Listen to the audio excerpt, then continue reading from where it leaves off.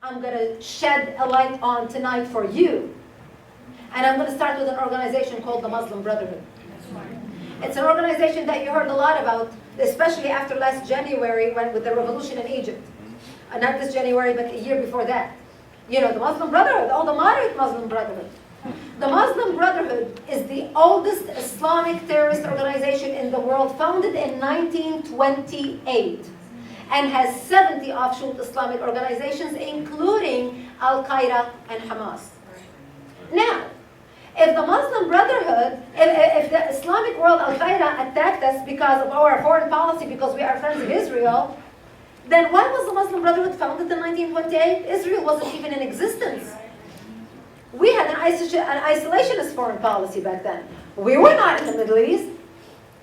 The Muslim Brotherhood was created to usher back the Islamic Caliphate, which had ended 5 years prior.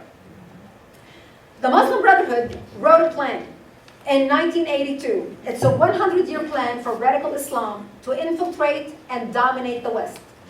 In the counterterrorism circles, this plan became known as the Project. The plan was written in Europe, and if you look at Europe today, you see how far they have advanced in their plan in the last 30 years. They wrote another plan for the United States. The plan for the United States was written in 1991 on how to destroy the United States from within.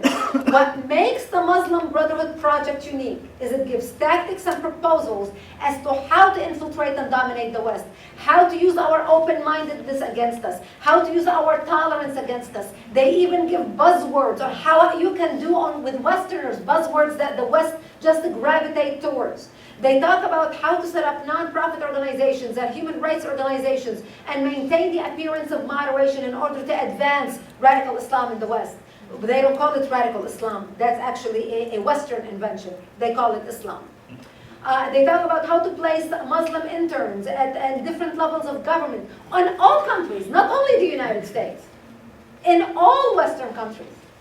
How to work with like-minded progressive organizations that share similar goals. This is why when you look, for example, at the ACLU working with CARE, the Council on American Islamic Relations, you scratch your head and you think to yourself, how can these two organizations have anything in common? But the ACLU are used as the useful idiots in the hands of CARE.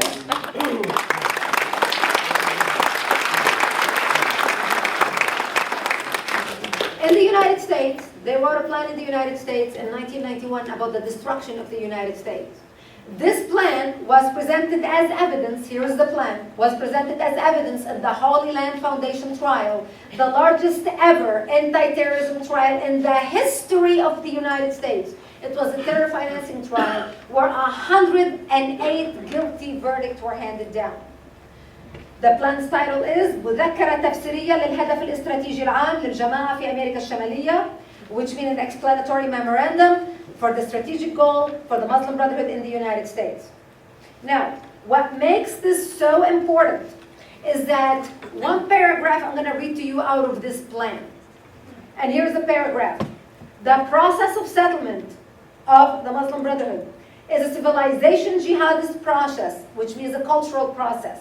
With all the word means, the Ikhwan, or the brothers, must understand that their work in America is a kind of grand jihad in eliminating and destroying the Western civilization from within and, quote, sabotaging its miserable house by their hands and the hands of the believers so that it is eliminated and Allah's religion is made victorious over all other religions. Number 2 on the list is the MSA, the Muslim Student Association.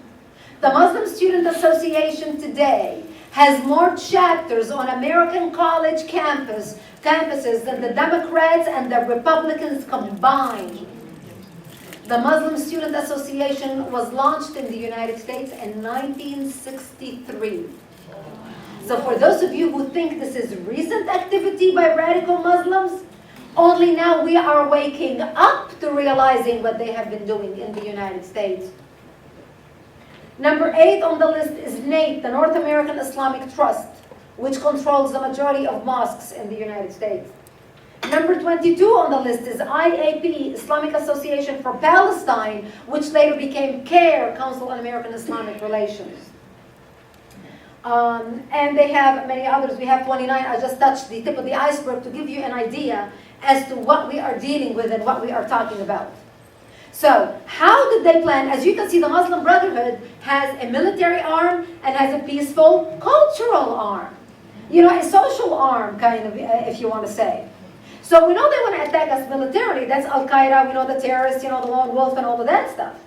But what is even more dangerous than that is the way they are taking our country and infiltrating our country from within, with us being asleep at the switch.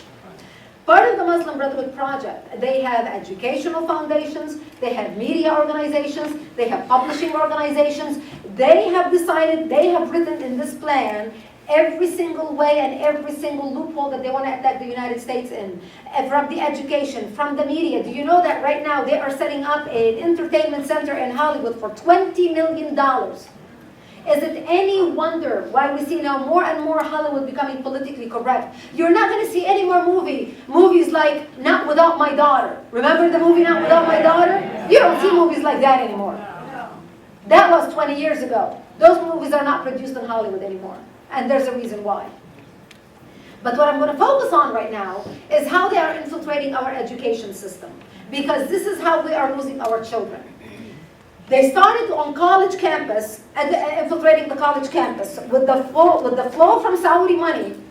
Because of the oil wealth, the Saudis started pumping millions into our universities, setting up Middle East study departments and political science departments, and appointing Arab professors who are anti-Israel and anti-America to brainwash our kids to make them believe America is bad, Israel is evil, and the Islamic world is repressed and is oppressed because of America's imperialism.